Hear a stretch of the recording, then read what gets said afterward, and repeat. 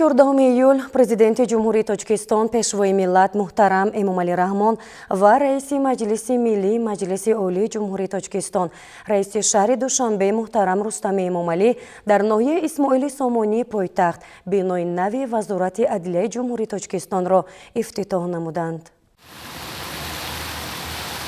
14 июл президенти Ҷумҳурии Тоҷикистон пешвои миллат муҳтарам Эмомалӣ Раҳмон ва раиси Маҷлиси Миллии Маҷлиси Олии Ҷумҳурии Тоҷикистон, раиси шаҳри Душанбе муҳтарам Рустами Эмомалӣ дар ноҳияи Исмоили Сомонии пойтахт бинои нави Вазорати Адлияи Ҷумҳурии Тоҷикистонро ифтитоҳ намуданд.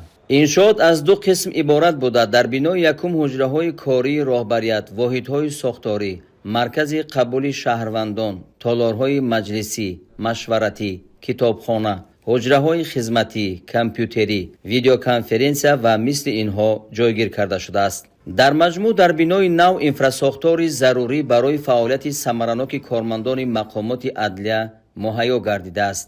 аз ҷумла толори калони маҷлисӣ бо 500 ҷойи нишаст, толори хурди маҷлисӣ барои 140 нафар ва 7 толори машваратӣ, ҳар кадом бо 40 ҷой омода аст.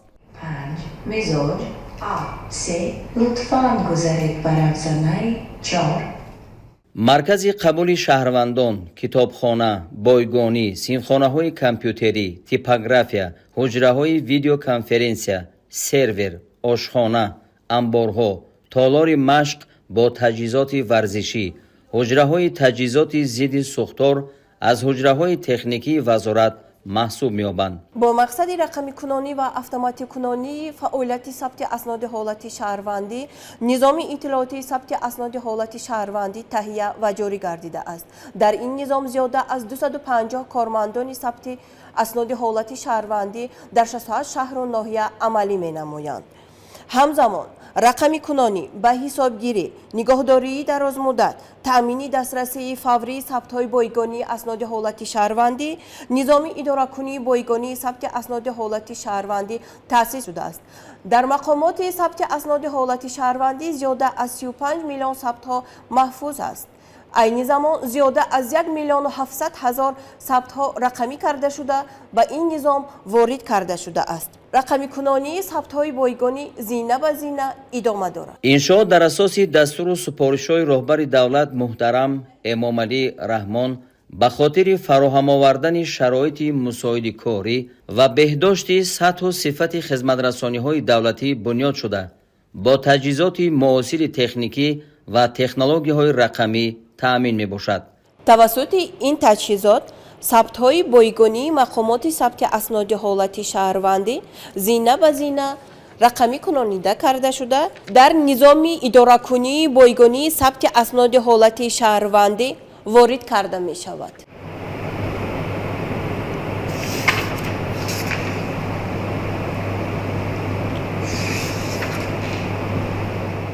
айни замон дар мақомоти адлия 9 низоми иттилоотӣ ба истифода дода шуда дар соҳаи сабти асноди ҳолати шаҳрвандӣ ва нотариат равандҳои кориро автоматикунӣ намуда, инчунин дигар равандҳои корӣ тавассути онҳо татбиқ мегарданд. дар ҳамкорӣ бо агентии инноватсия ва технологияи рақамӣ назди президенти ҷумҳурии Тоҷикистон, корхонаи воҳиди давлатии қонуният хизматрасонаи давлатиро дар портали ягонаи хизматрасонаи давлатӣ ҷойгир намуда, марҳила бар марҳила барои шаҳрвандон онҳоро дастрас менамояд. чунин тарзи идоракунӣ имконият медиҳад ки фаъолияти низомҳои иттилоотӣ бефосила таъмин гардида хизматрасониҳои давлатӣ ба шаҳрвандон бо сифат ва саривақт пешниҳод карда шаванд.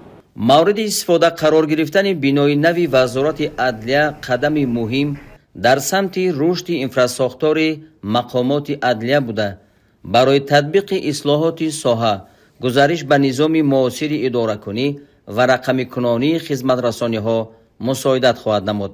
шӯъбаи апосугузорӣ ба ҳуҷҷатҳои расмии мақомоти прокуратура, мақомоти суд, сабти асноди ҳолати шаҳрвандӣ, идораи нотариявӣ ки барои ба расмият даровардани ҳуҷҷатҳои шахси ваколатдор мусоидат мекунад. бино бо истифода аз масолиҳи босифат ва таҷҳизоти муосир сохта шуда ба талаботи замон ҷавобгӯ мебошад. ифтитоҳи иншооти мазкур баёнгари таваҷҷӯҳи пайвастаи ҳукумати ҷумҳурии Тоҷикистон ба рушди мақомоти давлатӣ ва фароҳам овардани шароити арзандаи фаъолияти онҳо мебошад. мо кормандони асноди ҳолати шаҳрвандӣ вазорати адлияи ҷумҳурии Тоҷикистон барои истифода додани бинои нави замонавии маъмурии вазорати адлияи ҷумҳурии Тоҷикистон ба президенти ҷумҳурии Тоҷикистон муҳтарам Эмомалӣ Раҳмон изҳори сипоси беандоза менамоем. кӯшиш менамоем ба боварии президенти ҷумҳурии Тоҷикистон муҳтарам Эмомалӣ Раҳмон сазовор бошем. якдилона, содиқона ба ватану халқи худ хизмат менамоем. бо бунёди бинои нави вазорати адлияи ҷумҳурии Тоҷикистон якчанд идораи зерсохтори вазорат низ дар ин ҷо ҷойгир карда шуд.